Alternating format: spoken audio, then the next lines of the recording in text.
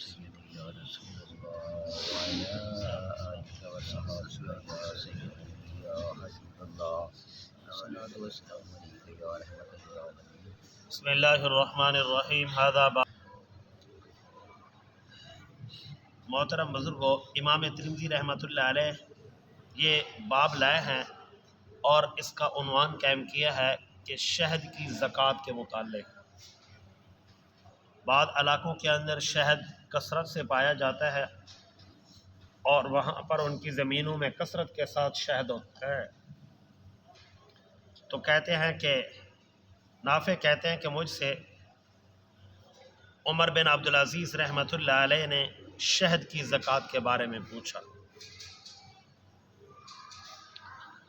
انہوں نے فرمایا کہ آپ کا شہد کے بارے میں، شہد کی زکوٰۃ کے بارے میں کیا رائے ہے، شہد کے کیا حکم ہے؟ تو فرماتے ہیں کہ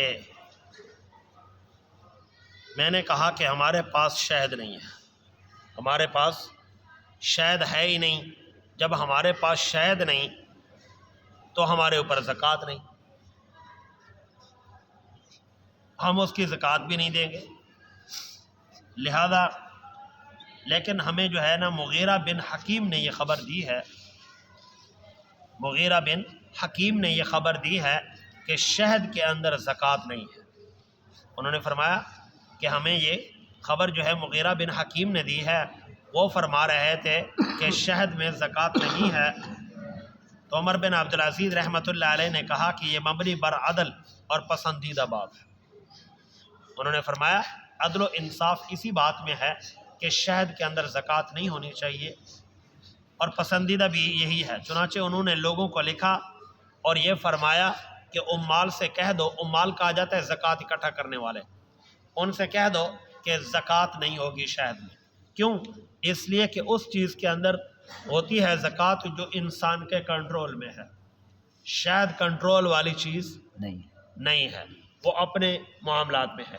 لیکن آج کل کے دور میں جو شہد کا ایک کاروبار ہے، دوسرا جو اس کو فارمی شہد کہتے ہیں، تو اس پر جو ہے موجودہ دور کے حضرات نے فرمایا ہے کہ یہاں پر یہ تجارت کے مال میں چلا گیا ہے، اب یہ فارمی سلسلہ ہے.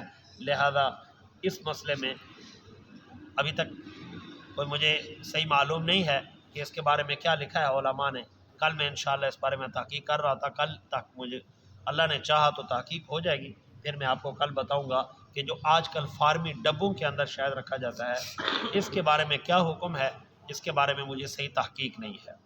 جو مجھے تحقیق ہے وہ اتنی تکی ہے کہ فرمایا کہ اہل علم سے پوچھا گیا، انہوں نے فرمایا لیس فی الاصل شیء، شہد کے اندر کوئی زکوٰۃ نہیں ہے، اس لیے کہ اس کے بارے میں علم ہی نہیں ہوگا کہ نہیں ہوگا، اور شاید کسی کا محتاج نہیں. یہ اڑنے والی چیز ہے، اڑنے والی چیز ہے. اس لیے اس کے اگر اس مسئلے میں بھی بہت سارے علماء کا اختلاف رہا ہے کہ مثال کے طور پر ان کے کھیت کے اندر شہد لگا ہوا تھا، ان کو پتہ چل گیا کہ شہد ہے، ادھر گئے تو انہوں نے اس کا اتار لیا. تو اسی مسئلے میں بھی اختلاف ہے کہ آیا کہ اس شہد اتارنے والے پر کیا حکم ہوگا. اس مسئلے میں بھی علماء کا، ائمہ کا اختلاف رہا ہے. تو یہ کہا ہے کہ جس کی کھیتی میں ہے وہی اتارے، باقی لوگ اگر اتاریں گے تو اس کے ساتھ دنیا کے اندر ایک فتنہ کھڑا ہو جائے گا، اس فتنہ سے بچنا ضروری ہے. لہذا کوئی کسی کے کھیت سے شہد نہ اتارے. اسی میں اختلاف آج تک بھی دنیا کا چل رہا ہے. لہذا اتفاق رائے یہ ہے کہ شہد کے اندر زکوٰۃ نہیں ہوگی.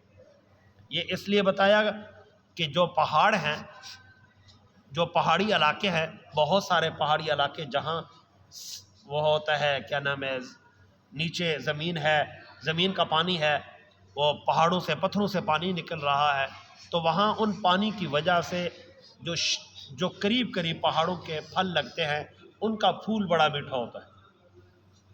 چلغوزہ ہے، یہ ان علاقوں میں ہوتا ہے جہاں چشمے پھوٹتے ہیں. اور چلغوزے کے اسی طرح باقی بہت ساری اور بھی چیزیں ہیں جن کے پھل وہاں سے ہیں. بادام ہے، سیب ہے، یہ ایسی ایسی چیزیں ہیں، انگور ہے، تو وہاں پر مٹھاس کی وجہ سے بنتا ہے.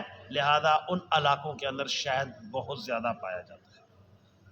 اسی طرح کشمیر کے علاقے ہیں، وہاں پر بارش کی وجہ سے جن علاقوں میں بارش کثرت سے ہوتی ہے برف باری نہیں ہوتی، جہاں برف باری ہوتی وہ نہیں، جہاں برف باری نہیں ہوتی لیکن بارش کثرت سے ہوتی ہے ان علاقوں میں بھی شہد کثرت سے پایا جاتا ہے۔